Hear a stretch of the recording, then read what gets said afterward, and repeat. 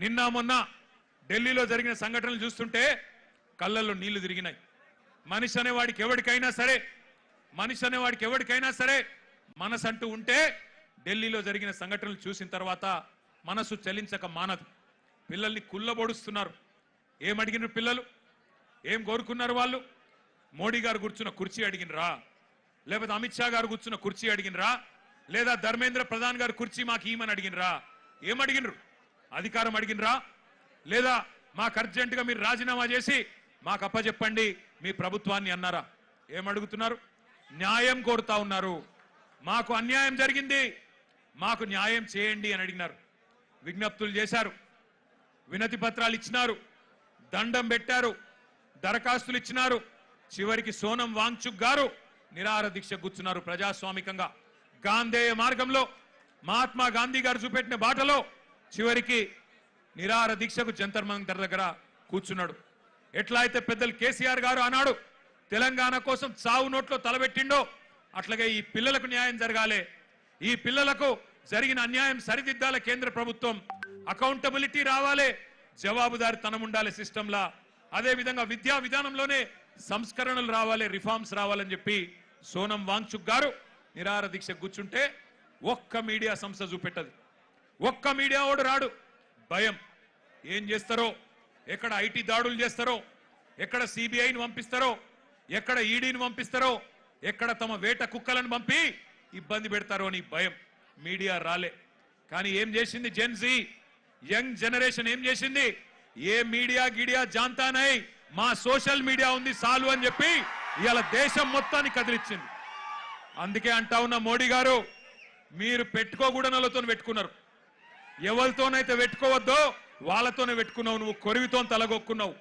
మోడీ గారు జాగ్రత్త పడు.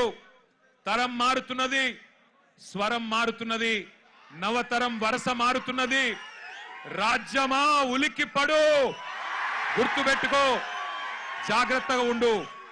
వాళ్ళు అనుకుంటే మొన్ననే నేపాల్లో ప్రభుత్వం కుప్పగూలింది. ఈ పిల్లలు తలుచుకుంటే శ్రీలంకలో బగాయించి అక్కడ ఉన్నోళ్లను ఉరికిచ్చి దేశమవతల దాకా పోయేదాకా విడిచిపెట్టలేదు. కాబట్టి ఎవరితో పెట్టుకోవద్దో మోడీ గారు, వాళ్ళతోనే పెట్టుకున్నావు.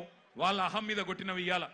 ఏమడుగుతున్నారయ్యా వాళ్ళు మాట్లాడితే ఒకడు టెర్రరిస్టులు వీళ్ళు అంటాడు, ఒకడేమో ఖలిస్తాన్ వాళ్ళు అంటాడు, ఒకడేమో అర్బన్ నక్సలైట్లు అంటాడు, ఒకడేమో దేశద్రోహులు అంటాడు, ఒకడేమో పాకిస్తాన్కి వెళ్ళి ఫండింగ్ వస్తుంది అంటాడు. పనికి మాలిన మాటలు మాట్లాడతారు. ఇవాళ పిల్లలు చెప్తుంటే ఆ కథలు, ఢిల్లీలో వాళ్ళు మాట్లాడుతున్న మాటలు వింటే నిజంగా మనిషి అనే వాడెవడైనా ఉంటే కేంద్ర ప్రభుత్వంలో ఈ పాటికే పోవాలా, కూర్చోవాలా, మాట్లాడాలా. వాళ్ళ దగ్గర ఏమి డిమాండ్స్ ఉన్నాయో పిలిచి మాట్లాడి బుదిరెక్కించి అట్లా కాదమ్మా ఇట్లా అని చెప్పి సంజాయించి ఎట్లా బాగు చేస్తాం దేశాన్ని చెప్పాలా. కానీ కేంద్ర ప్రభుత్వంలో ఉన్న వాళ్లకు ఇవాళ ఆ పరిస్థితి లేదు. మోడీ గారు ఒక్కటి గుర్తుపెట్టుకోండి, ఇదే తెలంగాణ గడ్డ మీద 50 ఏళ్ల కిందట ఒక యువకుడు ఒక మాట అన్నాడు. ఆనాటి తరం యువకుడు, ఆనాటి యంగ్ జనరేషన్ కి సంబంధించిన నాయకుడు ఒక మాట అన్నాడు, జీనా హై తో మర్నా సీఖో,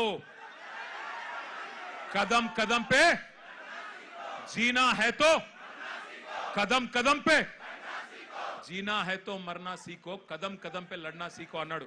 అందుకే మోడీ గారు గుర్తు చేస్తా ఉన్నా మీకు, ఈ జనరేషన్ సావుకు భయపడే జనరేషన్ కాదు. ఈ జనరేషన్ నీ ఉడత ఊపులకి, నీ ఐటీకి, ఈడీకి, సిబిఐకి భయపడే జనరేషన్ కాదు. వాళ్ళు ఇవాళ కోపం మీద ఉన్నారు. నేను మొన్న చెప్పినా మళ్ళా చెప్తున్నా, కోపం మీద ఉన్నారు. పొట్టు ఆకలి మీద ఉన్నారు. వాళ్ళు మెట్టు ఎక్కుతారు, నిన్ను నీ ప్రభుత్వాన్ని తొక్కుతారు. యాదికి పెట్టుకో, ఈడ్చిపెట్టరు. ఎందుకంటే ఇవాళ వాళ్ళు ఏ రాజకీయ నాయకుడు అండతో చెలరేగుతలేరు. వాళ్ళకి ఏ నాయకుడు లేడు.